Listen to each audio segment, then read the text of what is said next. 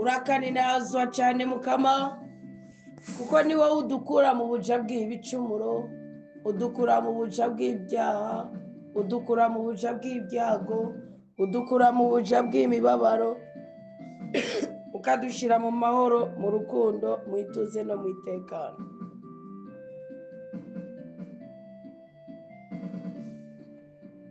Ndagushimiye cyane kuko uri isoko ry'ibyiza ubuzima bwacu bukeneye kugira ngo burambe, buroranirwe kandi bube bweranda. None rero se mukama, kugira ngo twemerwe muri uyu mwanya mwiza w'ijambo ry'Imana, kugira ngo tuhakure ibisubizo mu bibazo bimwe bimwe bihanamiye ubuzima bwacu, dukundire ducishwe bugufi n'ukuri kw'ijambo ryawe, tugusabe ikigongwe kuri aho hose tukubabaza, tugusabe ikigongwe kuri aho hose twidodomba, tugusabe ikigongwe kuri aho hose twirengagiza ukuri, tugusabe ikigongwe kuri aho hose tutagwanira ubutungane, tugusabe ikigongwe kuri aho hose dukenyerera ku ndambi, tugusabe ikigongwe kuri aho hose dutuntuza bagenzi bacu, tugusabe ikigongwe kuri aho hose tutiyegereza ububasha bw'ijambo ryawe. Dutabare mwami w'abantu, turiyezesheje amaraso y'umwana wa Yesu Kristo, twihanye ibyaha byacu, tubyihanye n'umutima ukunda kwihana, tubyihanye n'umutima ushaka ubutungane bwawe, tubyihanye n'umutima ushaka kunezeranwa n'ubwami bw'ijuru. Amen. Kumaze kutubabarira ibyaha byacu, Yesu Kristo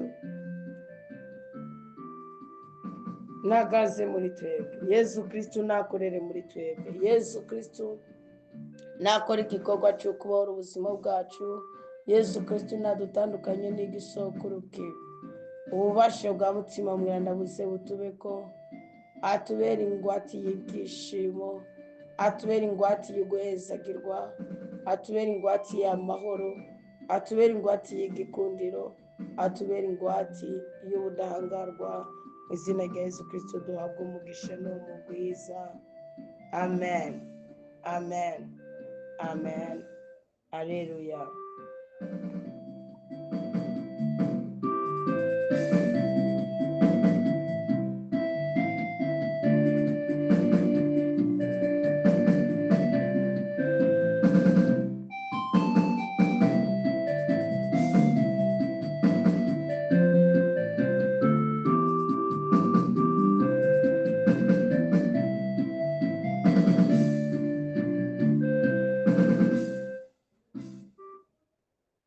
Tugire Kristo, muraho murameze neza bakundwa umukama.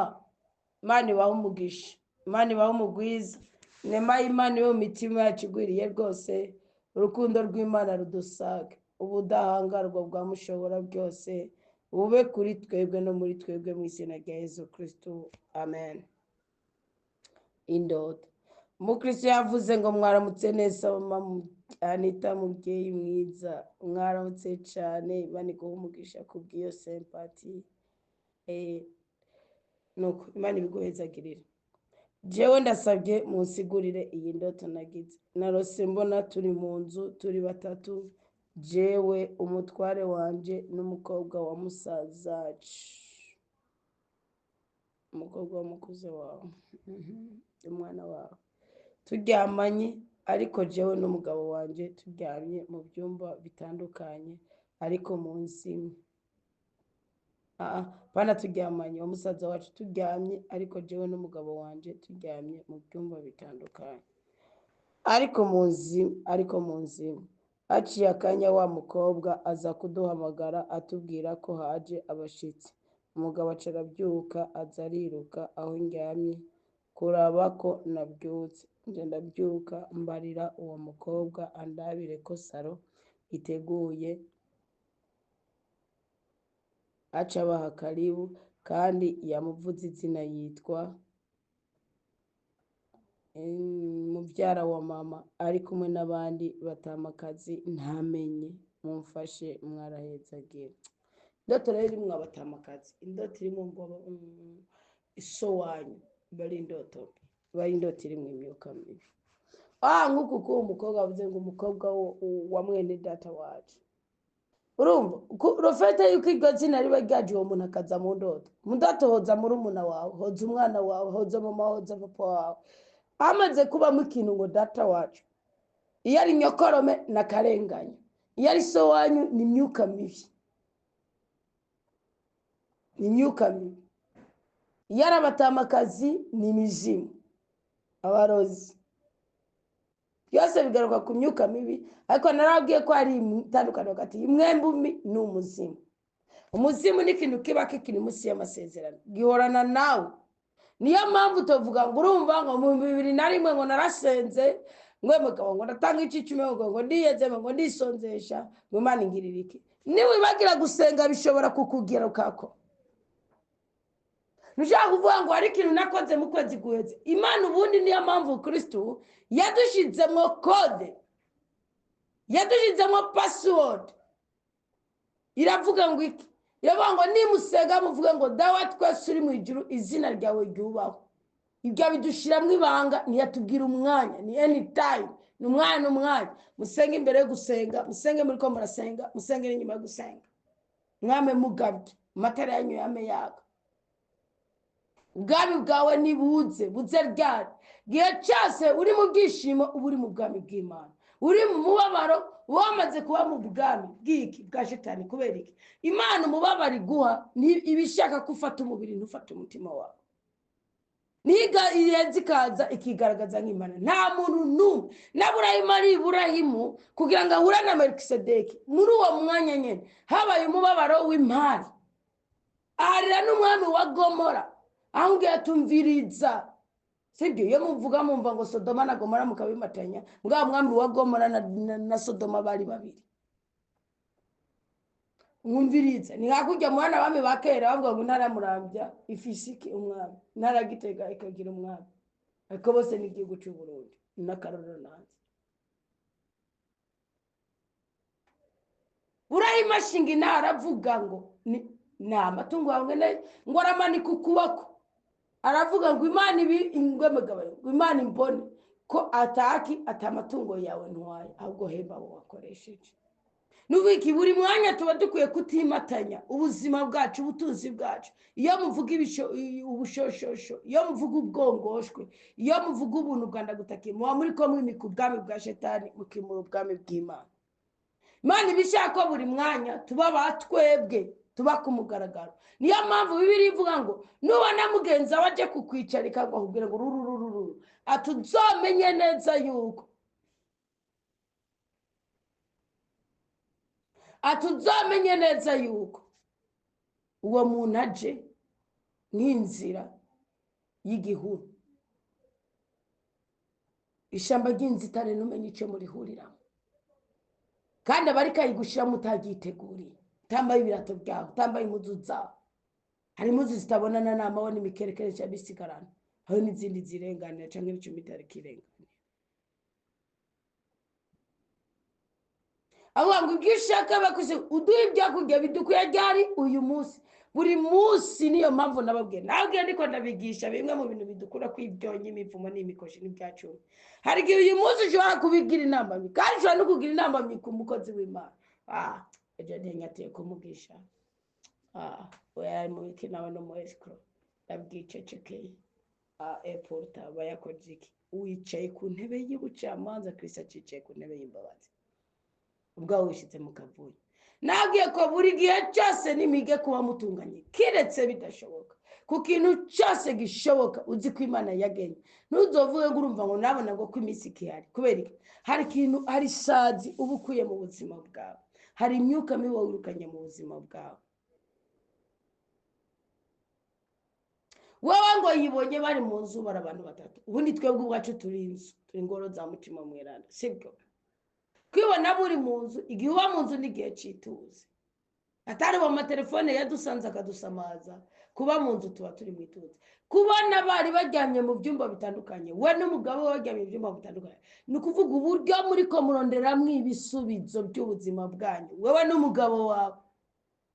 Uwo mukobwa wanyu yaje nk'umusiguzi w'indoto, uburyo wowe n'umugabo wawe, urumva ndavuze mwene indoto, uburyo wowe n'umugabo muri ko muronderamwo ibisubizo byanyu. murahishanije amarangamutima. Kandi nk'ubu ushobora guca uvuga ngo wumvise babahanutse, ngo wumvise babigisha bitya, ngo aba ntibagateranye. Ugasanga uranasamaye, urahurudutse, uvuze ngo iyi ndoto narose ngo mugabo. Imana yakubwiye ati nubura ubwenge ndakureka kandi nongeye nkwidihire jewe. Iyi ni indoto nimba uri umugore amwake musanzwe muhuza kukwemera. Nimba muhuriza kukwemera kwa kwisonzesha rya 10 yamashikano mukamuhuriza uko ari ibintu mudahuriza ko n'umugabo, ugasanga n'itegeko ry'Imana bikaba ngombwa kubikora kandi ukabikora kubw'inyungu y'umuryango. Akarorero uri umusarariye, uri umukozi ahembwa cyangwa ukora umugabo akakwangira ngo nta cyacumi, ntabwo biba biri ngombwa ko gitanga pe umusezeye.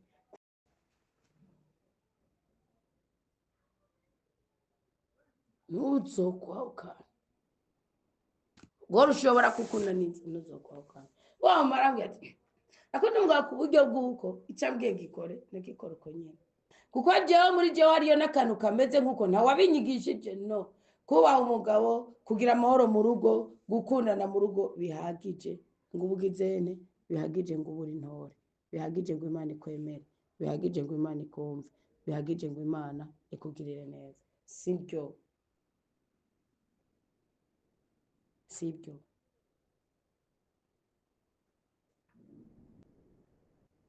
Sibyo ntibabahende. Nagira mbabwire neza yuko Imana ishingira ku bwenge bwawe no ku ngingo yawe no ku mwanzuro wawe. Nicyo cyatumye Imana ihezagira Abigayeli. Ukurara kubona mujyanye mu byumba bitandukanye, uburyo umwe wese ari karondera amahoro, uburyo umwe wese ari karondera igisubizo cy'ikibazo mufise mu muryango si bumwe. Mwashobora kuba ari karondera mu jambo ry'Imana, undi ari karondera ku bapfumu. Mwashobora kuba ari karonderera mu kubabarira, undi ari karondera mu kwihora.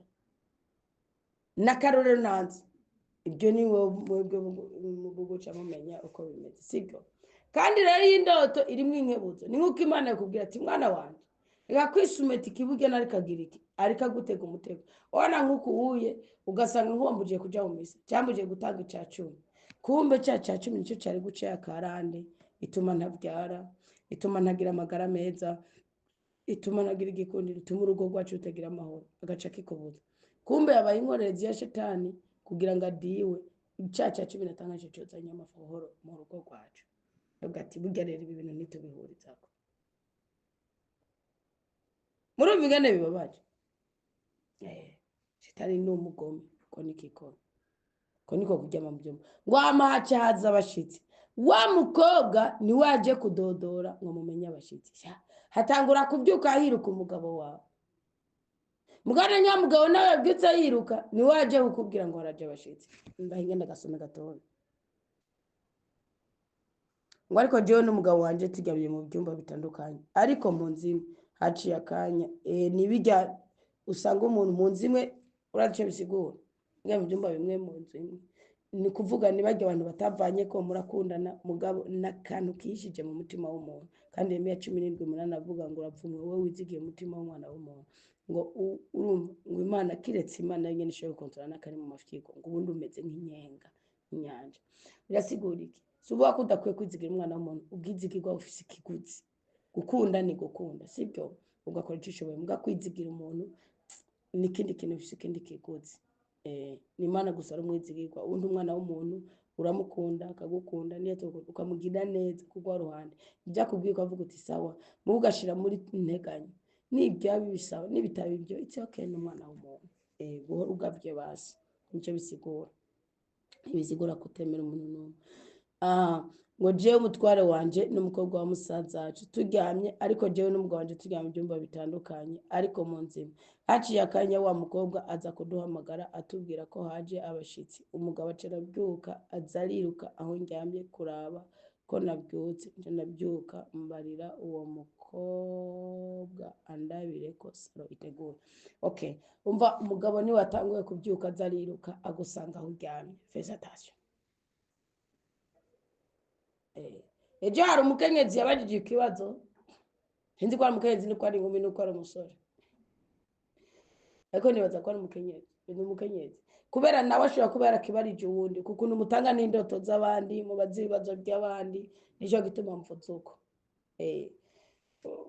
ni ukuvuga yabaje ati mbese umugabo ubifashe yuko agucamo akandi ugasanga arenga ibigo kumwe n'umuntu mupfana ikintu mu muryango kandi ugaca usanga yamubwiye ngo nubivuga nkumva umugore abizi nzoba ndakwishe. Sinzi ko avuze ngo nzoba nishimwe mu muryango wawe bicaye nzoba ndakwishe. Ati kandi igihe cyose agize akantu kaba aca mu telefone akamubaza uti ubwo ntiwabwiye umugore ko ngamana nawe cyangwa ngendane nawe. Ati wowe vyifatamwo gute, uwo bigenza gute? Murumva ico kibazo? Ata rero ni mu gihe nabimenye nasabye Imana ibikimenyetso muce mubyumva ko ari zamujya hirya yeje ku munsi wa 233 na gatatu uko na kane 34 ejo yes ejo kuwa gatanu 34 ejo kuwa gatanu igenekerezo ya 22 kwezi k'umunani. Yes nitwa dufite ikimenyetso. Nukuvuga rero kandi imisi ngingi 40 mwarimo kuyakuza musaba Imana ikintu gishaje va mu idini ubwira Imana ikwereka ikintu gishaje kuko turi mu nkingi z'ugukomera kwacu. Shaka ugukomera udakomejwe n'Imana, ngukomejwe n'amafaranga, ngukomejwe n'umugabo uri umugore, ngukomejwe n'umugore uri umugabo, ngukomejwe na sobuja, ngukomejwe na office runaka. Nagira mbabwira ikintu kimwe kushobora kuba uri umuntu ukomeye unyiganyiza abandi undi munsi bakunyiganyiza kandi bagutwenga mu twabatse. Nukuvuga iki rero?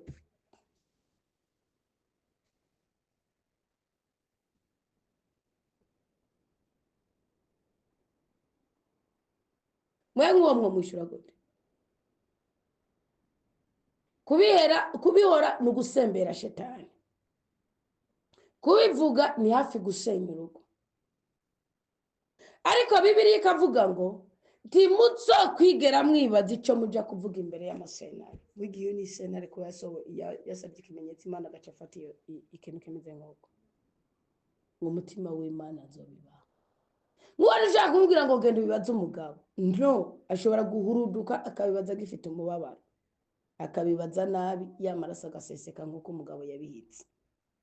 Nishobora no kunamubwira ngo bihore no ucushiraho ugwibutso ku Mana tabwira Imana uti yamara ntabwo umubiri wanje ari umubiri w'amadayimoni kandi kimwe umugabo wanje ni umutwe w'ubuzima bwanje iruhande y'umubabara nteye n'umuvumo ku bana n'umuvumo mu muryango. Imana ikagiha ubwenge kuko ari rya niterabwoba niyo yoba bikora agaca mu telefone avuga ati nzokwica burya hapfu wapfuye ntiyapfuye utarapfa.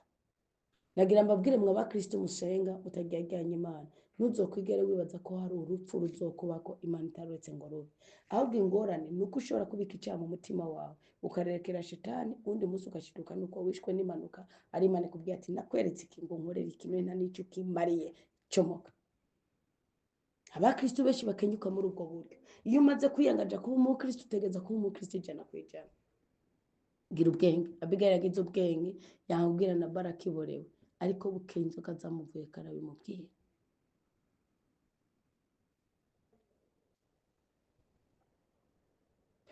Izobicisha mu ndoto bakayirotora nawe akayumva izogira iki mugabo ari ikintu gitegeza gukorwa ico kikamenyekana.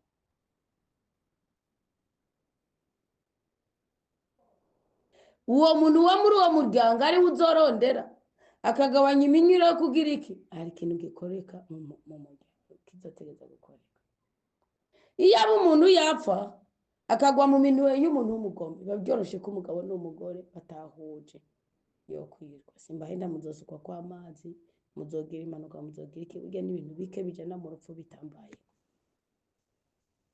ko Mana yigiye mu misi mike icayinjamo nticyari cyoroshe imibabaro narayigize uruhamo nararugize amazi ashushe imbugita ibyo bintu byose nibazoba hene yapfa umuntu yapfuye Imana igufise ko umugambi kagifise imyaka yawe umuntu nibazoba hene ngo mwigire mugomba guhenga makumana ngo muhenga Imana urumva ngo nimba Imana iri ku ruhande rwacu ku mubisha wacu azova n'abaromani 8 imyibuka neza ni ukuvuga ngo umubisha wacu azova ngo Imana itimanye umwana wayo izotwimiki kugira ngo tubaho amahoro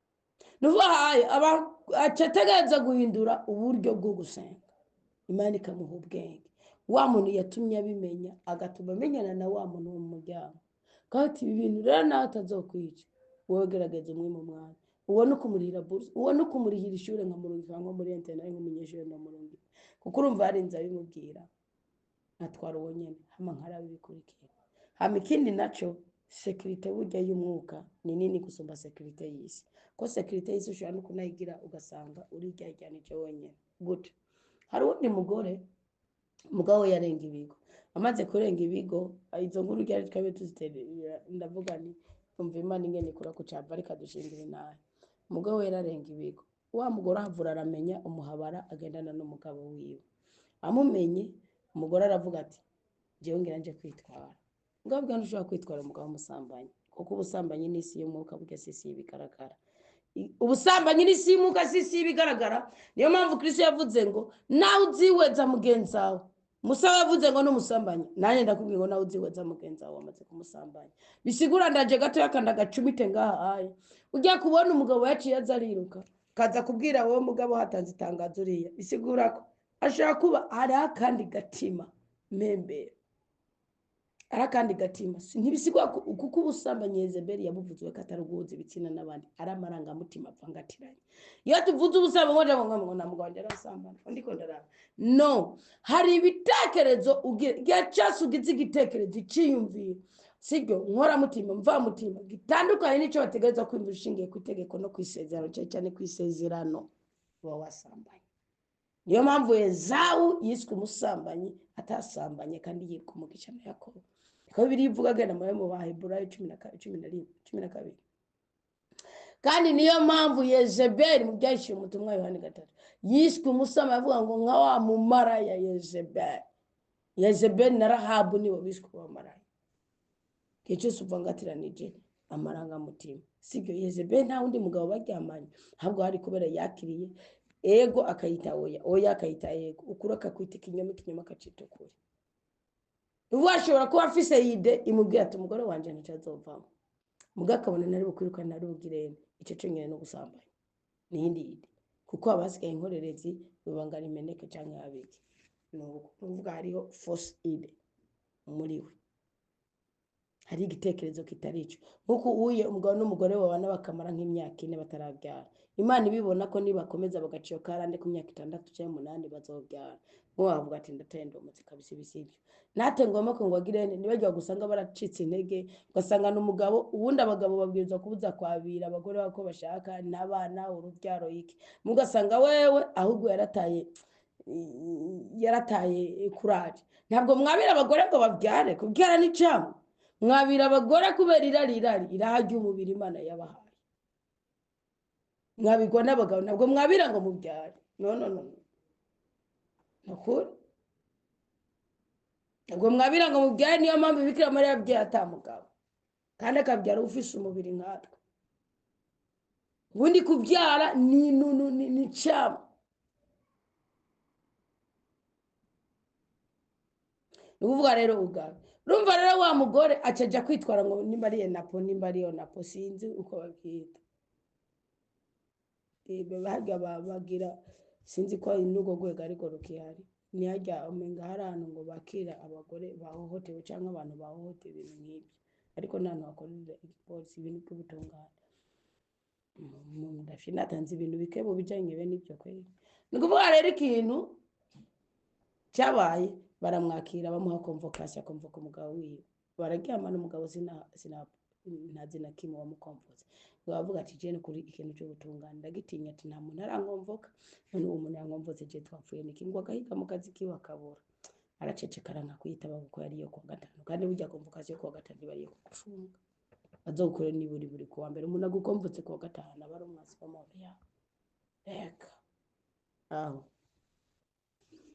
munagiye gutaburiza convocation ya mbere ku gatanu aho aragenda kuwa mbere aratabuza iyindi baramuha iyindi yo kwitaba ku wa mbere ntiyayitaba iya kabiri bace barandika ko atayitabye bazogera caja kuyitaba ugiye kuyitaba kumva umugore yari yamureretse orantaza abona barareha baricaranye ngogwa mu gihumura agiye abona umugore bari abicara baragumana baravugana egome ngo bari mu kirere kitari ciza mugabo nyene bari mu nzu bose bari mu nzu burya kurara mu byumba bitandukanye binashoboka ko nk'ubuca wimvira ngo jango dufise inzu ibyumba bibiri oya kweri ngo na byumba bitatu ngo ibintu sibyo oya kurara mu byumba bitandukanye ni kwa kundi murara ngo muri mu nzu imwe ni kwa kundi murara mu gitanda kimwe ubwo umwe afise ide yiwe undi afise ide yiwe mufise impamvu mwabirana umwe afise igituma cyo avuga ati reka urumva hari indirimbo bahora bagira mu kirundi ngo umugabo mubyaranye ngwiza ni karaba dusangire ngwiza dusigariza abana nayo uwo mutabyaranye mwumviritse ni karaba dukakanwe ngwiza nihereze njahandima ubana uva afise ikindi gitekerezo nge byabana kuri Yakobo Leya ntiyamukunda yakunda Rakeli mugabo Rakeli Imana kugira ngo itabare Leya kuri antipati y'umubiri wiwe ikigirane iciyi mu rubyaro Rakeli yimye urubyaro Rakeli Yakobo ntiyajya kwabira Leya kukamukunda yajya kwabira Leya kugira ngo nta abyare agaca agaruka akazana igikundiro kwa Rakeli Leya agatwara iyo nda akayibyara akaba ari we yita amazina abana yaramaze kubimenya abigira mbere n'umuhigo kuburyo abyaye umwana amazina yose burya amazina y'ubuhanuzi ni mihigo sibyo nukuvuga rero kuba muryamye mu byumba bitandukanye mu nzu imwe ntibisigura ko mwahukaniye mu nzu no ahubwo imitima yanyu wavuga turumva rero mushinga nayo tuzobigenza ukuntu mugari ikindi kintu kubwira mushinga nayo ubwo nubabaye gore oya ntacyo yamara ari ikindi kintu ubwo rero Imana ibufata nk'ubumaraye ngo n'uburaya ni byiza ko umuntu aba we imbere n'inyuma niyo mpamvu n'isanduku y'umukama urabona ko isanduku utoye ko yabaje mu giti cy'umunyinya umunyinya twarabonye nanje nabwiye ko sikaye nitwa akasya kuvana tugeze mu kigabane cya 20 na kangahe gitabo cyihunguka akasya ba asya namwe Imana ibahezagire so ni giti cy'umunyinya okay kandi cyo kiba niyo isanduku niyo yaba mu ihema nibyo tugeze ko mu gihe cyo guhindurirwa amazina nimutahindurirwa bibarabe urumva nakazi kanyu mugabo ndabifuriza ko byobaho nta n'umuvyeyi abwira abana ngo bibarabe nakazi kanyu Imana ikimbabarireko ariko nimugira umwete kuko ugize umwete ukondera Imana yigira umwete yo kumwiyereka migani ya Salomo 8:17 ni kuvuga rero wa mugore numva ko bari kumwe umugore aradondagura atagendana n'umuhabara ye mugabo ngo aranamuvuga n'izina mugabo rero uwo mupolisi kaza aramwihweza aja amubaza ati mugore sa mugabo arasuma ego murapanze cyane mu biwanyu turapanze ari inzu babanje kubiruka ko kangahe oya iryo kosa ntaryafise abana barigaye mufise bangahe bane bigabo bahiga batatu baba arabarira neva ego wewe ukora iki nta nakibi ubaye mukamenge abana bararonka ico ego nindabambika ise wiwara mu mafaranga aja kubagurira muri ibyo byose ibyo waraguha wabuze miki nta nakimwe ndawubake bona wambaye ishapure genda umusengera zohinduka ati gusa usanze narafashwe nafashwe umugabo naca ndamufata nkamubwira uko nyere ugurubo n'umwana w'isi ariko kwitegeko gigiye kuko ubundi ico cyari buki cyari mu rusako nimwe uja kwitwara umuntu ngo yamuroze bakitwara mu itegeko ry'igihugu ubwo ubundi ndimwamenya aho mwitwarira rero nukuvuga iki nk'umugore ubundi umwana w'umuntu ni munini iyo gombye kuvuga ngo ugira umukontrol umutware ubusa n'umuntu ariko aravuga ati burero ndagomba kumenya hana y'amazi y'iki kiyaga va nagera namezira nuko bimeze aho niho n'abanyamadini benshi bariko barihendera abantu bagenda kuraba uruzi Efurata bagaca baza mu banozi bwa Ezekiel ngo isingu irasenyutse ngo umunara ngo ibiki Mana ya mwijuru gwana n'ugerazo gawe riba ribi uragwana n'umuhero w'isi kuko uzoruha dabora na myaka igihumbi wandikiwe iyo myaka igihumbi izohaca ubure kandi ni nk'uko Imana ishobora kuvuga umva Yobu yaravuze ngo Imana ngo irazungurutse isi nk'uko ngo yigira akantu nk'uko isi kazunguruka kandi iyo ntimenye n'icyo yagize ninabyitaho Gwana nuko umwera w'isi wawe ushobora kuba uno munsi none nuva mu mubiri si umwera w'isi uzosigara uri umwuka uzosigara uri mwemwe kandi iyo kubaho imyaka yose nimba uzoba ubabaye imyaka yose namba uzoba unezero uzoba uneuzi ngo haka umuntu ngo agwara cyane akaremba ngo atari bukire ngo yo kwipfira kugira ngo imyaka yiwe y'ukuruhuka ibe myinshi ariko haruhuka umeze gute byo n'amajambo yo muri Bibiliya mwiga kugira Bibiliya y'ubuzima ibindi byose birabahenda nk'uru rugo si ugu gutabwa urugo n'ugu gusenga no gukorerwa ku murimo uru rugo si ugo kwigiza urumva nk'iyi ndoti yi urugo uko kuntu haje abashitsi bikumva wa mukobwa sibyo ni kimenyetso cyuko mutakaza amarangamutima umugore akaba mu kirere ciwe kandi aryamanye n'umugabo wiwe umugabo akaba mu kirere ciwe kandi aryamanye n'umugore wiwe mugabo intambara y'urugo rwanyu igasigara igwanwa n'umukozi umuzamu umwana mureze igasigara igwanywa n'iki n'izindi mbaraga kandi iyo muri babiri mwimatanije mukaba ibirere byanyu byose biri hejuru biba bisaba ko umwe ari mu kirere c'Imana aba umuntu ahagurutse kanyene stability iyo uri kuri telefone kuri WhatsApp niho uzabona ngo connection instable connection instable niki zirahari mugabo nyene ntizifatika hari abakristo rero hari muri abakristo mudafatika nicyo gituma abagabo bacu abagore banyu badahinduka Imana ibishaka ubu harufatika uyibera ihema uyibera isanduku uyibera itegeko uyibera ibwiriza uyibera ukuboko Imana yakeneye umuntu w'umunyamubiri ayibera ukuboko ayibera umuntu ayibera ukuguru ayibera umutwe ayibera ubwenge nuko kunurumva muri mukirere Mose ari mu kirere ciwe nukuvuga ubuyobozi bw'urugo rwanyu usigaye buyobowe niki nico twita sakavuyo komuteri no wabwira byumva umwana acaza na nyamwana n'umukuzi n'umwana w'umukuzi wiwe n'umukobwa mugabo ntace yidirijaho ntibari mu byumba bimwe ntace yidirijaho mamari yidirijaho papa bari waza ashobora nabyumvise yivugiye hejuru mugabo papa bari waza musange amubwira ati wabyumvise ko ari abashitsi ni kimenyetso cyuko sibyo nukuvuga wowe kirere urimwo urasinziriye umwanzuro wawe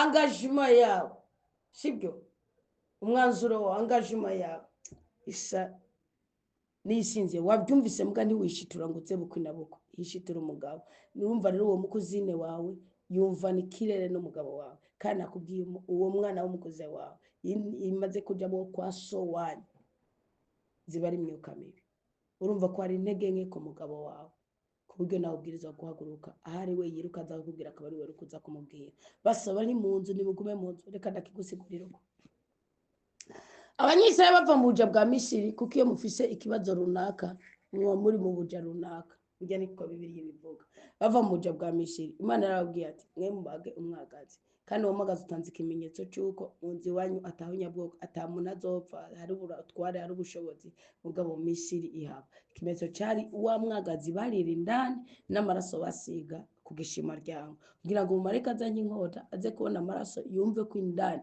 hari umwagazi uri kurarika ujya mwagazi ni Bibiliya bena mbere hose jambo w'Imana yariho ni jambo ry'Imana niwo mwagazi turya ngo tuve mu butayu niwo mwagazi turya ngo tuve mu bugaragu niwo mwagazi turya ngo tuve mu gahinda no mu bibabara ujya mwagazi rero hari itegeko rivuga ngo uzaza avuye hanze akaza gusangira namwe muramwugururira kandi umuryango wose warimenye ni nka kujya ukugene atego ngo nange so y'urugo yubaka urundi yanure tugumana ubuntu ahari itegeko urugo rwose rwari rufise umwagazi wawe bisigura ko uvuye hanze yaba ari umunyamahanga aje waramwugururira mugabo cyarazira ko muri mwe bwari wumva mu nzu ngo aje hanze burya iyo uri umukristo kirazira kufata ubuhigwe bw'umupagani ngo bugire ubwawe kirazira kufata ngo umunezero w'umupagani ugira uwawe aha ni abagore mupfiri aha ni urugo rwanje rwapfiri nakiriye umuco w'umugabo wanje ngomba ko ari uja hejuru mu kumwumvira no mu kumwubaha. Bugiye naba umugore narabwiye uzaba uri umugabo ugasanga umugore akumvira kuri bukanu kamwe kose agomba guhora kunezereza n'igihuri mu makosa. Nikatweme tuvuga n'abana nabo natunze bose hafi jabo natunze ndumukeni turaganira nuvuga nari ne isoni byari biteye ubwoba ku buryo bw'uko umugabo nahatasuma narondera ikintu gafonja gusaba kadeni nzi neza kundi musazokari muganga amenya imirire yiwe ubwena ategeza kuryoherwa ubwena ategeza kugirana biteye ubwoba birenze ku buryo muri umuntu wanje ambwiye ateka cyari kigirwamana cyane.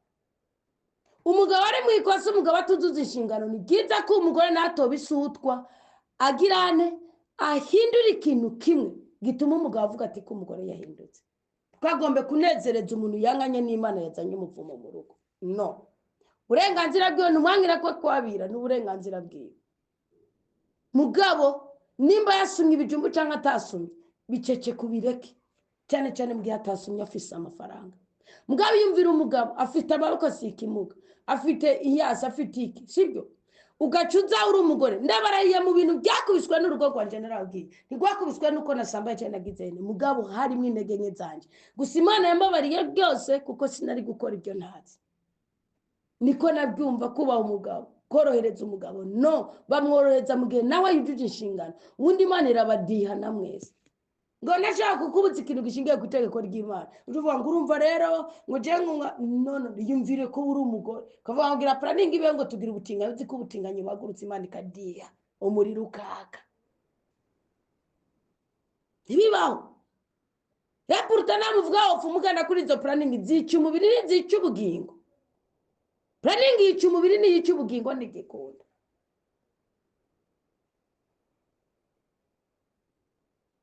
Mugabo ubwo butinganyi bwanyu mugira ngo muri ko mugira imbyaro bwiciki bwica ubugingo bikica no mubiri bikazana n'umuvumo mu muryango. Ntabwo planning izana umuvumo mu muryango kuko si ikintu spirituel hagati ni ikintu dukora n'umubiri wa samugira ubwenge nimutagira ubwenge Imana izobadihisha amajambo y'abahanuzi. Neni yabyivuge ngo nzobabazagurisha kubazagura muri ubicarico yumvira kuba n'Imana yovuga ngo nzobazagura umutima wanda ubazagurisha amajambo y'abahanuzi b'ibinyoma. Iko yakoze nakabo niko yagize akabo uvuga iby'ubushize ku mutima wa n'iby'Imana cyo kubazagurisha. Nimuzokwa nk'umuntu abavura uruguma abwiye ati yatagura byo bintu mwamaze kubaka tabagura mwubake bishasha. Yugiye kwivuza ikigumusanga hari bishashara byubatse agira ukabona ko indani harimo ibintu bisebura yukiye amashi bijya bishira byabatse hejuru bijya byo shaka kuzana kanseri indani hakijaga. Muganga yiyemera avuga ati aha rero ntakuvuye uzogira kanseri akuva n'umutima ukakuva mu kantu umenga no mwasi wawe. Burya n'abahanuzi mu kamari ko babwiriza komera mugore atahara kubaka nta yindi solution yari ihari. Arigiye bizangombwa ko mutarekera mu burenganzira bwanyu ahubwo murekerama kwitegeko ry'umukama ryubahirizwa. Nibyo sugusempatiza abasambanye niki mugarigiye bizongomba ngombwa ko muca bugufi mukabwira Imana ati ikintu kimeze gute. Nubara ari uwo mukobwa wamusazanye wewe ari mu kirere kimwe n'umugabo wawe ni nkuko imbaraga z'imyuka mibihoza ikintu cy'urucantege umugabo akaba kuko iyo visit yarimwe abakecuru nayo nibaze ngo naha rero nawe ucu umunyandege nke turabwiye ati genda bireko muri salo hameze neza bakira hagari hageze ko uzamura isengesho ugasenga nawe wacivuga uti nibimere nkuko nyene bwa nicyo bisigo ni nkuko kumva ngo umugabo yagize iki na runaka bikangaruke gato kuri wa mugore ni kuri wa muntu umugabo wati mugisanze sambanya umuntu wo muryango agaca avuga ati musi nabyumvise je ndagukira no kuvuga ko umugabo atinya umugore bugice naco nagaciro ko hari abandi bagabo nabo bigira ku cenyeza avuga atarabimenye natabimenye yiyahura abana sinde basomesha ishuri ntaryama ndamutwaye bugiye nayo bari karite y'umugabo no kuvuga nta baragenda burundu. Nkuko rero nk'uwo mukobwa nguko ukuntu umugore umugabo yaceje kumbwira acabwira nawe wa mukobwa ati ndabira ko ashishe neza hamubakira gaca yikoma ni kuvuga uri mu ntege nkeyi igihe cyawe cyo gusambuza uri kutakaza imbaraga zo gusambuza nico kimwe na wa mugore nuko yacavuga ati none ko arondera ko agira iki reka mbicecekere ntazinya amaraso ntazoseseke Imana yarigaye biba ngombwa kurekura amaraso agaseseka ngo icyayimaze ishavu yo kugira ntibonye abanyisirayeli nuko Hofuni yari afise iki Finehasi yafashe inkota agacumita abariko barasambana inkota gucumita ko barasambana ngo agatobekeranya no mwishi no gushira kurabona gushira kurabona bari Mediyana bari mu gitabo cyo guharura ngo arakira inkota nyene baryamanye ko ngo arasogota ngo maka ngo atobekeranye no mu kuzimu barahwera Imana yavuga ati ndamuhaye umurage kubera ko batatu bamuhindukira katukoze ikizira umenya amaraso twari igicana kumena amaraso ntibisa ijya nkota yo gutobora fata agatobekeranya mu mugabo no mu mugore gatobekeranya no mwisi ni gushira kurabona ni gushira kurabona ndabasabye bana b'Imana zima murumva ko matanije ibintu by'abantu batatu ujye uwo muntu yambaje icyo kibazo namusabye gusa ati ncigishe ko gusa byananiye uganira kuko nzi ko ari umukristo arinze asaba ikimenyetso umuntu arinze asaba ikimenyetso Imana igacikemo abari umukristo urasuga upfa kwishura kuko ashobora no kuba gusumkiye kirere cy'umwuka w'Imana anibone ngo turabigisha bijambo ry'Imana woba hamwe se mikongo muvuge mwogira umwete ibaragiza ryo garagara kandi barageza ryo garagara so nukuvuga ikire kugira ngo Imana irakunda ukuri aniki kugaragara ikintu giteye ubwoba Abiyatari cyatumye Imana no mu nyuma sigara apfa Dawudi yagiye kandi agapfa nabi kandi ubuhereza nkuko bugahagarara kuri we niko Dawudi yaramugejeje avuga ati mbese isanduku y'umukama tuyikuriye Yerusalemu cyaje tuyigumizeho tuyikurezamo tugane tujanye aho Salomo yari yamwomoye mwabiriye ko abagora mutera kudeta Dawudi yongera gusubira mu buzima azero nkuko sura gutonekara mu gikomere mu kintu cyera kubayeko ngo hagukomereka ngo hagutonekara gukomereka wazi kuba wakoze ugwana ugasozera umuhungu wari wagushize mu ntambara abanje kukwicira uwundi muhungu ngo yasamanije mujika Dawudi yagize imibabaro nimba Dawudi Imana yaramwishimiye mwabagabo n'abagore muzire muzorengukanika imbere y'Imana mwebwe ngo ni imibabaro mwagize ngo nimwokorera Imana muzorengukanika imbere y'Imana mwebwe nzabwira imibabaro ya Dawudi ubupfuye ugutaka uguhemukirwa ukagira neza ugacurangira umuntu ngo wifukunye bimuvemo gaca gucumita icu tamushara wa musabe kwemerega umugore ukamunyagwa burya Mikali si we yemerewe baramumwime Mikali amuvuvudikira se uko ashaka kumwicara avuga tereka nyene nemere ko Mikali yamupfiriye tumumushingire hama tuzogenda tumutore tumwice sibwo agomba gupfakaza umukobwa wiwe kugomba gusubiriza mu mwoko wakugiriye neza igihe bari bamushize isikurage kwa Kishi se wa Sawuli yaje kumufasha asanga bamuturinze bamunyaze n'abagore babo kwabigwa n'umuhungu wawe abana bawe gusamba hagati yabo abana bawe kwicana hagati yabo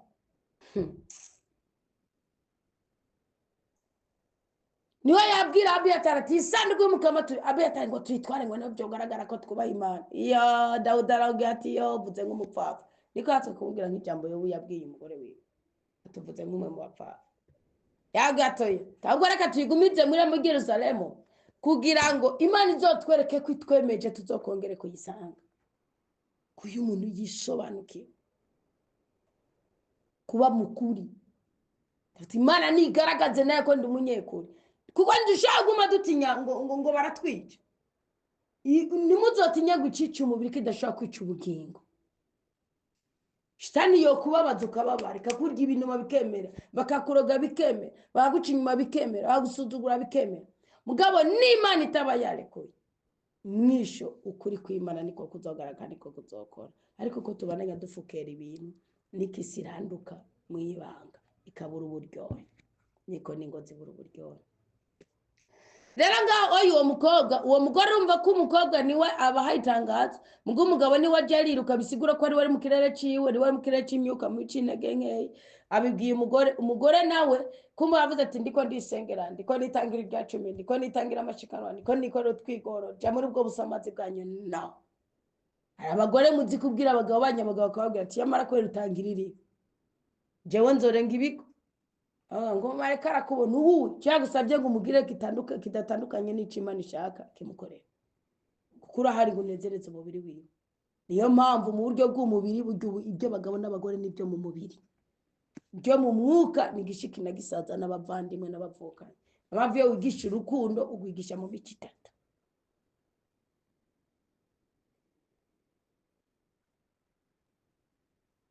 Sibyo?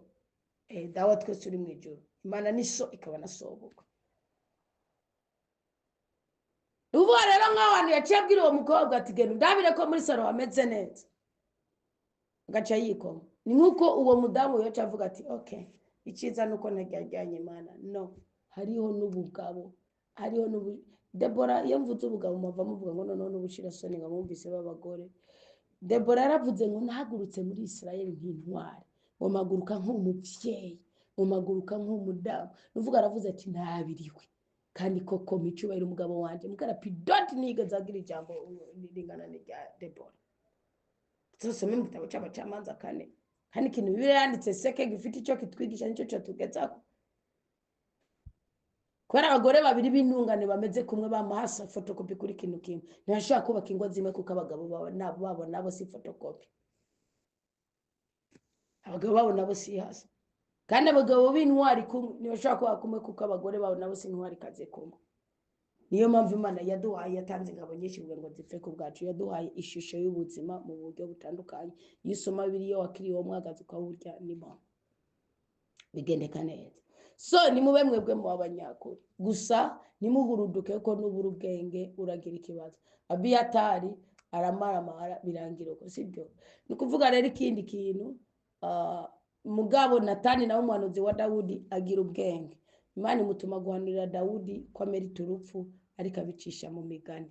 Biba bihorosheje ishavu rya Dawudi abamenye ingene abimubwira.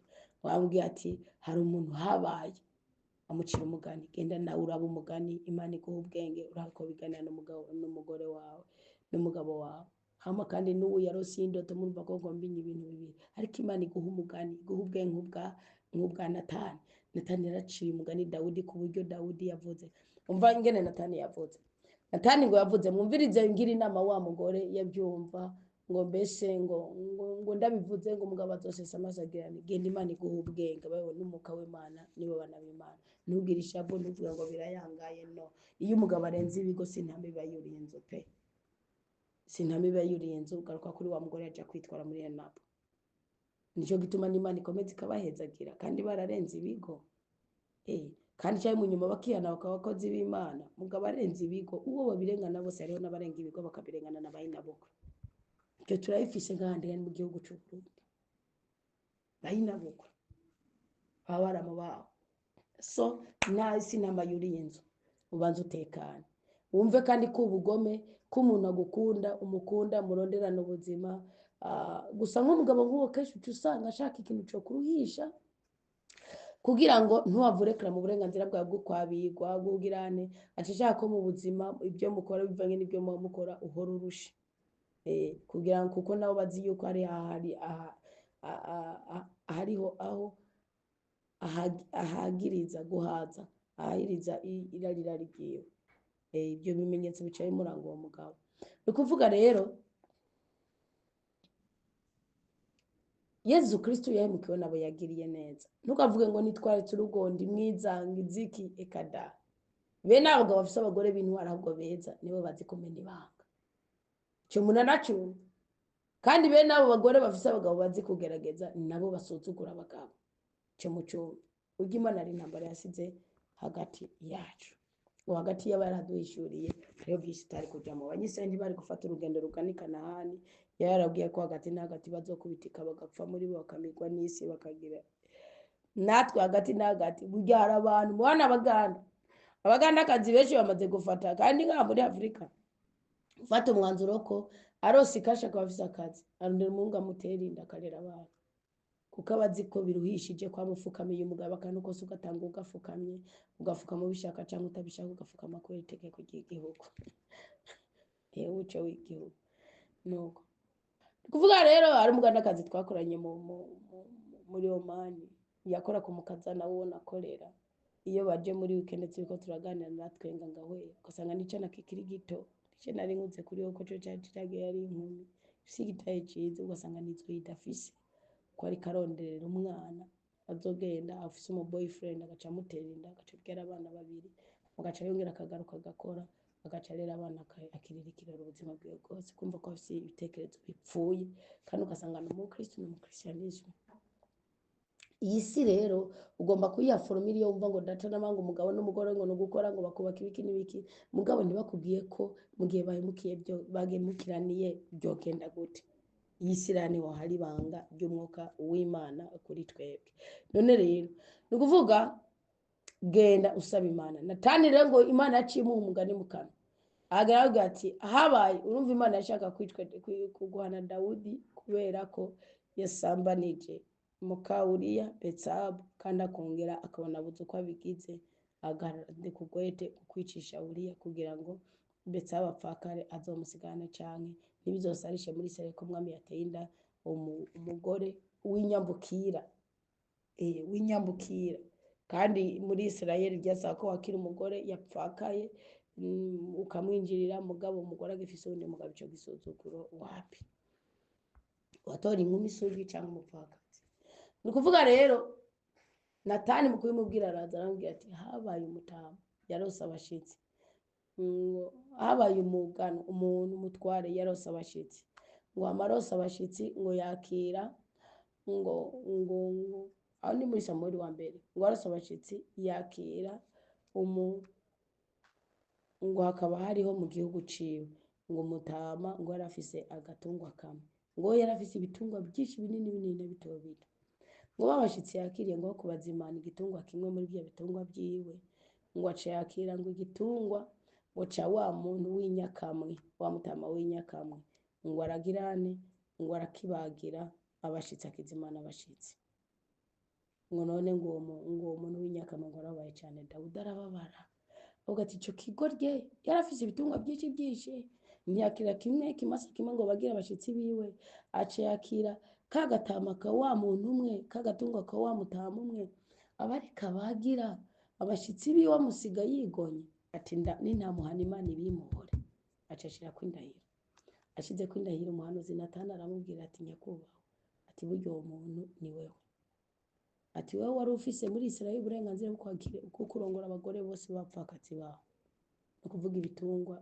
bito bito atukagira uburenganzira bwo kwabira isugi zaho no kuvuga ibitungwa binini y'abakobwa bose batararongorwa nico gituma no mu busaza bwe bamuhaye Abishayi isugi yo muryango wo kwa Nefutali mengo atariko uragenda wakira Uriya ni nyambukira ari muri Isirayeli kubwisezerano ati burya urumva aramusigura byinshi burya ntiyategeza no kurara bakuburira abandi bari ku rugamba carazira hari mategeko kuko burya Uriya niwo muryango wo kwa ba Kalebu n'abarekabu hari yabwiye kwigiga isoko. Ni kuvuga urumva ko atari abanyisirayeli ijana ku ijana no n'abanyisirayeli kubw'umuhamagara no kubw'ubuntu ibitangaza Imana ikora. Ati none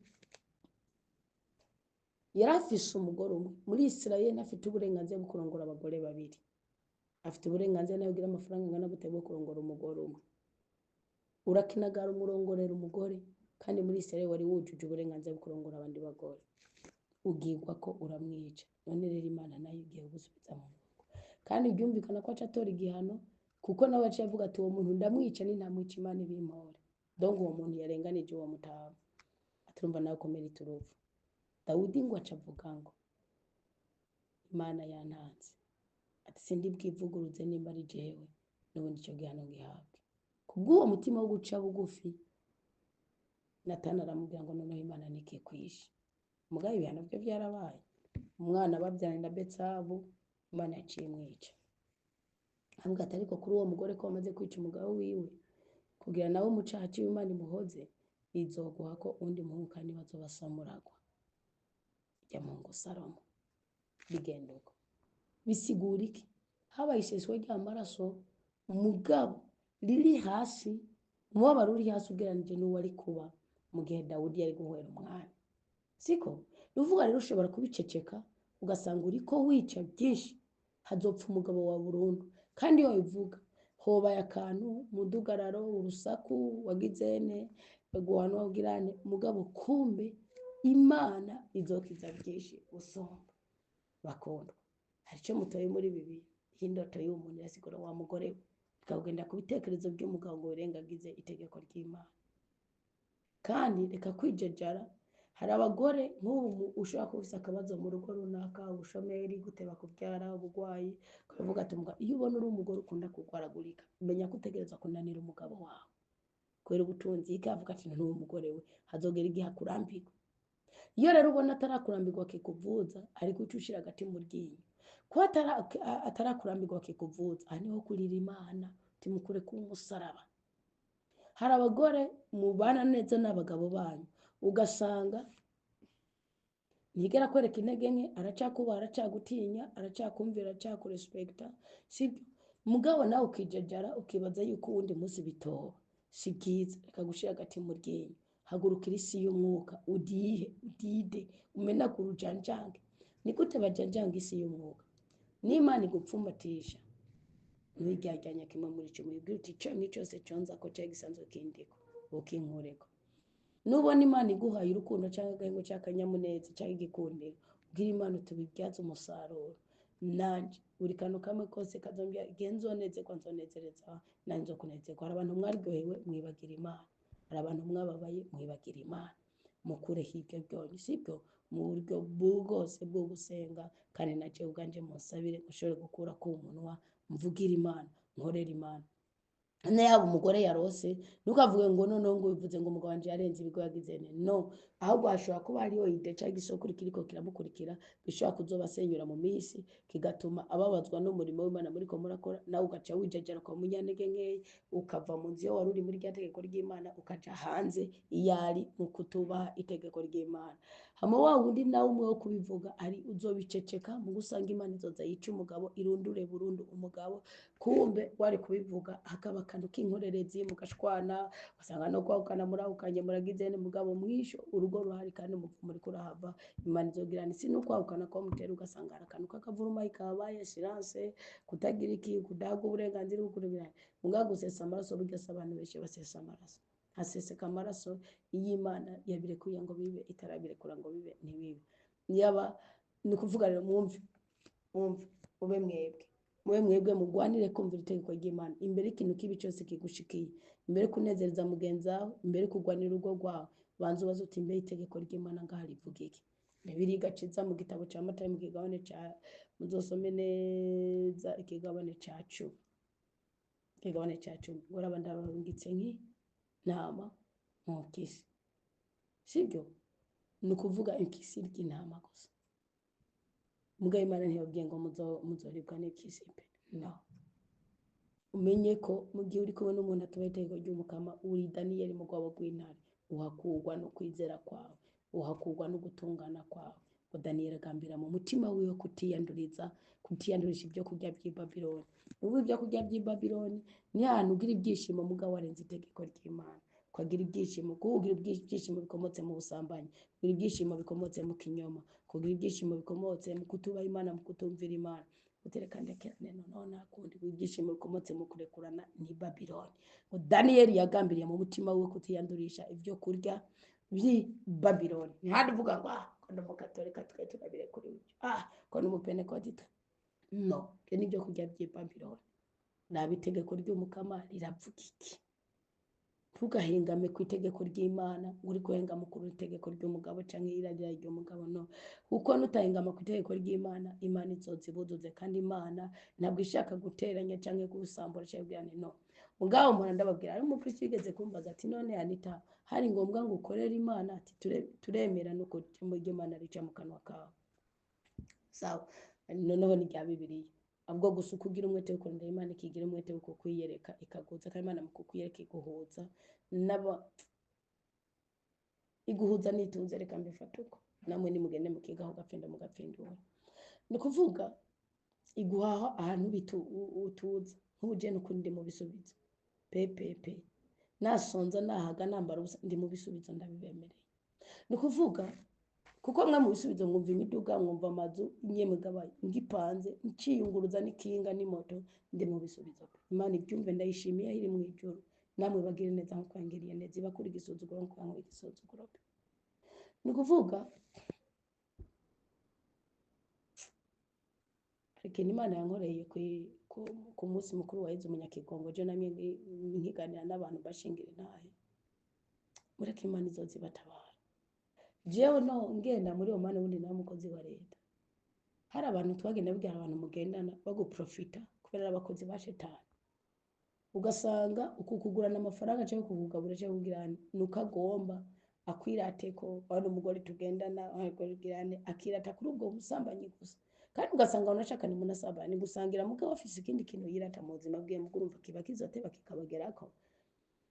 Ukuvuga rero jewe nagenda mbundabunda ku buryo bw'uko no muri airport naho numenga baramfata, ubundi ngaruka nkababara. Harimo abantu bakeneye abantu baviye amategeko y'igihugu bavuze nawe ubutegetsi bagize iki, wowe usanga bari bahagaze nk'uko mugaje ndabura mask y'ukuragama kwera ideni ridashikana miliyoni. Ndi umukozi wa leta pe, ndi nyina w'abana, ndi umugore w'umuntu, navutse mu muryango atacubutse, ndongo wa muryango atacubutse, mbaho nk'akamarango ni nk'uko nabundabunda kubera iki. Uwo muntu yari yafashe nari mperaniye iryo deni ringana 400,000, yari yafashe manda damene ayishyira ku ifoto yanje. Ubona ukuntu dushira amafoto kuri profile, ubona irya manda damene kajya agapapuro batabura muri page, ayishyira ku ifoto yanje baramadika neza, yemwe arayisikana biremera. Rofete ko yari umuntu muri ibintu wana ibintu bya politike burya ni hatari, burya politike ni aradematire mugabo nashaka igize igihugu kandi Imana iranabyemera gose, iranabyemera. Niyo mpamvu iyo uvuze nabo umukuru wawe muri ibi bintu by'amategeko burya Imana iraguhana. Hajya naho ubona president ikosa giye birekuriwe kubye expose ku mugaragaro, ubirekuriwe kumusengera. Burya bike bintu muvuga mugatyoza igihugu canye mukagirana, burya Imana ntibyemera. Nukuri ko Imana muzogende musome mu gitabo cy'ihunguka, burya uhora mu buja uragira n'ubutunzi bwawe ntibwigere bugera habona. Burya nibwiza Imana yamaze kumushira kumureka akaja kuri iyo ntebe, yemego atemego niyo mwavuga ngo yibye amajwi yibye nawe kutashobora kuyiba ngo byemere, kugira ngo ushobora kubona neza n'Imana. Imana igusaba kupfuka mukamusengera igakorana nawe. Genda musome mu gitabo cy'ihunguka n'ejo igejo nawe babwiye mu miza mu guhindura kwizina. Hari abantu mwafashe muratuka abantu ngo baratwiyoge, kandi ugasanga burya keje usanga ari nawe yiyo. No, nushaka witwa ngo umubyeyi w'abandi amavubi, ahubwo usanga aremerwa nawe usangiye intwara. Niyo mpamvu iyo umusengeye, kuko narabwiye ko nirose president uburose ihura n'Imana ubundi. Mwisi y'umwuka ni nko guhura n'Imana. Igera mutarabyumva ngo mubimenye, mushaka kuzogira ibibazo bijyanye n'ubutunzi bwanyu cyangwa umunezero wo kuri iyi si. Nukuvuga rero urumva ko iyo foto yashyize ko manda damene aneye ubwoba buteye ubwoba ku buryo mbona ku isi yose imbona, mugabo siko byari. Rero uherutse ku munsi mukuru wa Yezu Munyakigongo inyuma y'imyaka itari myinshi, burya imyaka iri munsi y'indwi n'imikeyi, ndaje tugiye gukora igikorwa cy'urukundo muri prison centrale ya Musaga aho mu Mpimba. Uwo muntu ni wo wa mbere natangiye kubona isura tugiye gusinya muri irya biro ibintu tuje gutanga. Tugiye gusinya muri irya biro ibintu tuje gutanga. Sibyo? Imana izitanga icuboro kambabwira ko kandi Imana ikumva. Yeremiya ngo yigaze kuvuga ngo Mana ngo ubu nyitumire kuko ngo bari bamukomeye amashi nta mashi bari bankomeye. Imana yavuga ati Yeremiya bashobora kuzokuvumagura baguko. Ariko uko biri kose icuboro cya Yeremiya isa abantu bake. Imana ni muyikorera izobaho icuboro, izobaho igitinyiro, izobaho igikundiro. Zabana uwo muntu ashobora no kubyumva kuko ari muri communication kandi noneho arabizi ko twirekonsiye kuko nirekonsiye amafaranga yiwe naramuhari mu bantu ba mbere narondeye ndabari amafaranga kandi nta muntu uciye ntarondeye. Ariko hariho n'abigomeye bonyine ubwabo. Ni ukuvuga ikintu cyabaye ni igiki. Nzabona dutubiraniye muri Nyabiro baraza kumpamagara ngo ngusinye. Ntibigeze bamenya abantu ikintu kimbayeho, mugabo naratangaye ndatwenga. Niwo muntu wa mbere naguye ko nkereka sanima mu buzima bwanje. Uri nta muntu nahora nereka se bon suba una muntu nereka sanima mu gubundi ndi muntu kuva nanguye komera Kristo ni muzima hamwe no vuga ngo ngengira amasanima no agirira ingorane no agirira ikibazo. Namuguye ko aratangara nawe ku buryo yatangaye ku buryo ngira nawe ari gucunga ititi wa mugore n'umupaga. Namuguye ko nyene ndamuhobera kuko namuteye surprise yambona akirikare ari kwiruka. Yari kwiruka yarazi kibi yankoreye. Nibyo twaganira twicaranye yarazi imibabaro yanje. Yari umuntu mu bantu bomungisha abantu bongira neza bakandondera twiyo y'ubuzima barimo. Mugabo yarazi kibi yankoreye ku kanyu. kandi amubwira mu nyuma niho twaganiriye ndamusaba nimero de telefone nabwo ntiburya rero nta kintu na kimwe nesho wari umaze kumenya umutima wanje ubundi je sico kurengagiza ideni ry'umuntu no ry'ubusa mugabo atadeni ry'umuntu mfise uko no kugira ninjiye mu madeni nizantege nke z'umugore ku mugabo wiwe ni kuvuga rero kukundi je shoboye kubaho mu biki no mu bwije ukampa ibijumu byamagana n'amazi nkiberaho puruta n'amazi ashoboye kuntunga jewe gusa hari igihe nyene atontunga mugabo je wampaye amazi nkaza mbona ntuye n'ahantu bico bikiyoba kimwe wataye ndakomera nkamara iyindi misi mfite amazi kandi jewe ndazi ko nanyoye amazi mabi mu bihe runaka nkanywa amazi mabi kuko atameza ashoboye kuroba kirara ubugwaragwara mfise igihe kibi gikugwaho nacitse mugabo mwige kubaho mutari ibihemu uwo muntu jewe nashika yambaye ikanzu yera nyene urumva nyene nari ngiye umunsi mukuru nari muri sonorite yaje niko je nabibona yaranyiwegera buri jambo nari mwambaza icyo yakoze narabonye ko ase n'urunguruka mu nyuma rero agira marshals burya ukugenda ahantu sero y'akamaro wafise ni kumenyana n'abantu kuko mu nyuma bavuye bandondera bambwira abafungwa bafise ikibazo cyo kugurirwa imiti ni kuvuga byabaye ngombwa ko hari nimero n'abanasize ko barondera jewe niho rero uwo muntu twavura tukamenyerana ndamubwira ati sawa iyo miti je ugenda nuko kwafotora amafagitire amatukaranka baza ku mafarumasi y'igugu amankago amafaranga mukabibagurira canke nkarungi ku muntu umwe ari ku musaga kayibagurira kuko ubundi sinkunda kuza nzamaguruka murazi ikintu cyaba sanga hasigaye amubaza cyangwa mugore yarari ngaha nkande byagenze gute niho munyuma yandikira ati Imana ihindura ibi kandi gahindura amateka mutse musaba Imana gushika abantu babashingira inama niho birivuga ngo abami bazobashikanira ngo bamikazi nabo babose ibyo bihe murimwo ntibatume murenga itegeko ry'Imana igihe cya mbere kibabaza n'icyo kubona ko umugabo yoba kuvanga ikindi kibabaza n'icyo kubona ko umugabo yoba bigira nibwira nkana gashiraho n'itegeko ikindi kibabaza n'icyo kumva ko udashigikiwe n'umugabo mu ntege nke zawe ubundi bugumba se umuntu abwiye ubundi hari ibintu tutiya nta muntu yo kwikintu kibi niyo mpamvu niyo muzobana n'umugore yataye umwana ntuzomucira urubanza abari umuvumo muri kuri we cye kurengewa cye kugirana hari ibintu bibi nta muntu yopfiye ibintu bikojeje isoni niyo mpamvu Imana itubwira ko abanyantege nkeya atari gutungerega urutoki iyo umutungera urutoki utungera urutoki rwitwa kokora inkono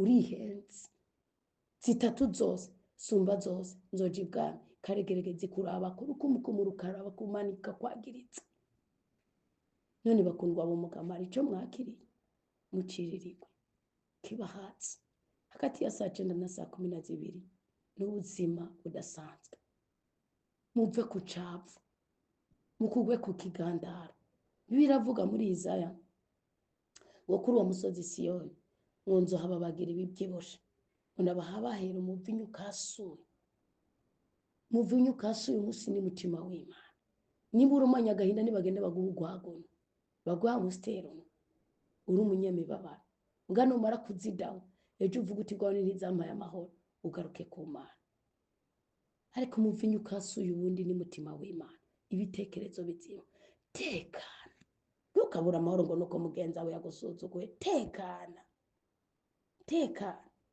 nagiye ko hari igihe nigera gusaba Imana ndavuga ni Imana nta n'umuntu afite niyororero ry'ingurube nafite imisozi y'ukurima ko ndumugora azikurima uwo mpuza nawe atari umujaho kunsamba atari umujaho kugirane wo kuma amafaranga irene ugenda ushira hano nduhuke basi uwo muntu ndihira amadeni nawe acangira umuja wiwe mwana byandi ujye kugura abantu iwe byo kubatoboza uruhindo niko biri yivugwa bakabatobora kwerena inkuko ujya bajya abantu babaho kodi cyo mu muntu nduhurira mu mutima kandi yiri imyenda nkapa bijya muvuga ngo urumva ngo urubyara umuntu yagiye kunje baje bakaravuga ngo amarango taha ngo urumva ngo umuryango urumva ngo abandi avuga abana baje bonye igipolisi kindi ko ipi nta mwana wagigeze akomeretswa nuko ndi kure yiwe kuko maze kuba kure yiwe yaratanguye kuronka icarya yaratanguye kuronka ico yambara byo muvuga ngo urumva ngo guca imigani bya bamwebwe bikundira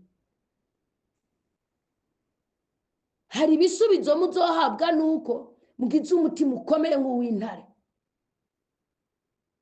pana kujebajeba byobaye byiza papa na mama bumvikanye abana bakabacira umugani wagane ngo nanje nari ndabyipfuza muga none bidakunda genda upagase abana ntibicwe n'inzara bazokomeretswa baribwe n'uwo wahaye ibyo kurya ngo bagaburire abimi ibyo bakeneye muga bariko barakomera kame murabatelefone ukababaza mwana wanje yahuriye nanje kuri kare Ige bizangoma ko mugira umutima ukomeye mugakora ikintu cy'intwari tisunze ngo ndi umugore uri umugore mugabo umugore murazi cyari hari abavuga ngo niwo kugorana wari muri vuga kugora ntabwo Imana yaremye umuntu ngo wamusaraba w'ubundi iyo ujya ku musaraba w'ubundi ugira icyago runaka naho nyene n'umusaraba w'undi kuko nawe Imana ikimuha umugisha bw'icyo yagukoreye arongera ngakwa gususumira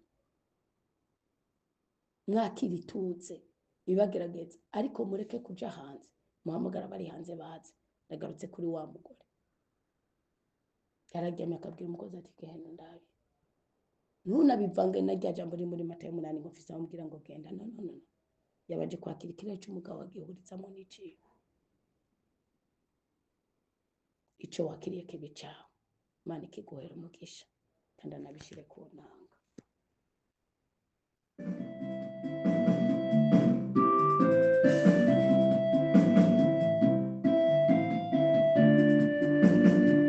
iyo nebotse byago byaho uyu munsi mvise ububasha bwo kubohoka je nkagira amahoro nkamanderemba enderembo yo kopa mu byaha mu gihe narumonyabya naragenze ndaruwa kandi ndatunura iyo nebotse byago byaho uyu munsi mvise ububasha bwo kubohoka je nkagira amahoro nkamandirimba indirimbo yaku turongeye kugukengurukira mukama kuri iyi mfungurwa y'ubuzima duhaye turagushimiye cyane twebwe ubwoko bwawe kuko ufite uburyo bwinshi bwo kuduhindurira ubuzima ufite uburyo bwinshi bwo kutubohora no kudutabara ufite uburyo bwinshi bwo kuduhindurira amateka dawa twese ubyagiye mu ijuru uyu mwanya izina ryawe niryubaho muri twebwe twakiriye imfunguro izina ryawe niryubaho muri izi ndoto zabaye muri uyu muryango cyane cyane muri uyu mutima muri aya marangamutima izi ndoto zabereyemo turazi neza ko indoto zo kwa Farawo zarimbi indoto zo kwa Nebukadinezari zarimbi ariko zari zigambiriye kuzana ineza kuri bene kuzirota no ku bwami wari warabahaye ibi byiyumvira ibi bibazo ubuzima tubayemo tubuhuza n'ubwa Bibiliya maraso ya Kristo natweze rwose uyu mugoroba tugorobeze dufungura neza uyu mugoroba tugorobeze dutahura uyu mugoroba tugorobeze twumva ko ubwami bwawe ari bwiza gusumba ubwami bwese urakoze nyaguhora ku ngoma horosha imyambi irurumba muri twebwe icyo waduhaye nk'isezerano icyo waduhaye nk'inkingi ya Bowazi ni ukuvuga ubucunguzi kuri twebwe icyo waduhaye nk'inkingi ya Yakini ni ukuvuga ukwemera ukwizera ukwihangana ukurorerana urwezi igihe cyacu cy'ubutabazi gikomeze nyaguhora ku ngoma Bibiliya iravuga ngo icyo ufise nukigumye neza twakiriye ukwemera twakiriye ukwizera twakiriye kuri Imana ihindura ibihe twakiriye kuri Imana ihindura ibyase guhinduka twakiriye kuri Imana idushira mu birere byiza bya kanyamuneza nibikorwe muri twebwe mu izina rya Yesu Kristo twese ubwoko bwa rundi n'abarundi kazi cyane cyane abana bari muri uyu mufuko no Kristo komera Kristo ni muzima abagabo baye guhabwa umunezero mu cyubahiro wabaremeye abagore baye guhabwa ibyishimo mu gikundiro wabaremeye abahungu baye guhabwa ubushobozi mu butwari wabaremeye abakobwa baye guhabwa ibyiringiro mu gikundiro mu budahangarwa no mu kwisobanukirwa washize muri urakoze mwami w'abami urakoze rutare rwacu komeza uduhembure kuri uyu mugoroba wa gatandatu wo kuwa gatandatu kuri uyu munsi w'amajana 235 igenekerezo rya 23 kwezi k'umunani. Turazi neza ko turi kumwe nawe tuzotera inteko nyinshi tukazitsinda, kandi aba bagore bihebye bahe gukomera, ntibazigera biririra icyo bazovuga imbere y'amasentare, ibibazo bihanamiye ubuzima bwabo. Ntubahe gushira amazi mu kanwa gusa, ahubwo bahe ko n'amarira barize ugiye kuyacunshubura ukayakura mu gacupa hamwe wayashira ukayabahoresha, ingo zabo zikaba nziza kandi nyeranda. Mu izina rya Yesu Kristo, mutima mweranda naza akomeza avomerere iyi nyigisho ikiri icyo yubatse mu mitima yacu ndetse no mu gihugu cyacu, duhinduke ubwoko bw'Imana, tubone guhindurirwa amateka mu izina rya Yesu Kristo. Amen. Nyigisho mukama ituvura amarangamutima yari yarakomeretse, itubohora imitima yacu yariboshe, tubohorere imigisha yacu yariboshe, tugire umugisha no mu gwiza, duhabwe umunezero n'igishimo. Mu izina rya Yesu Kristo dutabaruke, twinjire muri Kanahani yacu. Amen. Amen. Naragenze ndaruha kandi ndatunura, iyo nebote ryago ryahoha, uyu munsi mvise ububasha bwo kuboka, je nkagira amahoro, nkama ndirimba indirimbo yo kuva mu byago. Imana ibaha umugisha, ibaha indirimbo yo kuva mu byago mu izina rya Yesu Kristo, n'amatara acikirako. Amen.